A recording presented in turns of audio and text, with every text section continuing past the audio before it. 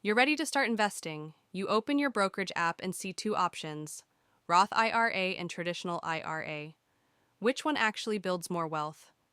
Today, I'm breaking down exactly when to choose each one and why this decision matters more for working moms than anyone else.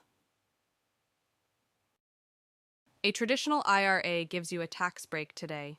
You deduct contributions now and pay taxes when you withdraw in retirement. A Roth IRA is the opposite. You pay taxes now, but withdraw completely tax-free in retirement, including all growth. Think of traditional as tax relief now, and Roth as tax freedom later. The right choice depends on your current situation.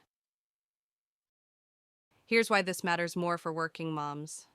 Career breaks for maternity or caregiving often mean lower income years. Those are golden opportunities for Roth contributions. When your tax bracket drops temporarily, paying taxes on Roth contributions costs less. Then all future growth is tax-free forever. Let's use real numbers. Sarah earns $70,000 annually, putting her in the 22% tax bracket. If she contributes $6,000 to a traditional IRA, she saves about $1,320 in taxes this year. That money can pay for childcare or debt. Hi, Shaki. But if she's on partial maternity leave earning $40,000, she's only in the 12% bracket. Now, Roth costs just $720 in taxes while locking in decades of tax-free growth.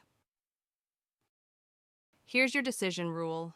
Choose traditional IRA if you're in the 22% tax bracket or higher and need the tax deduction now for immediate financial relief.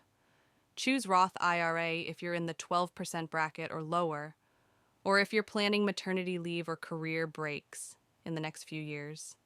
Many working moms do both strategically, switching between them as income changes throughout different life stages.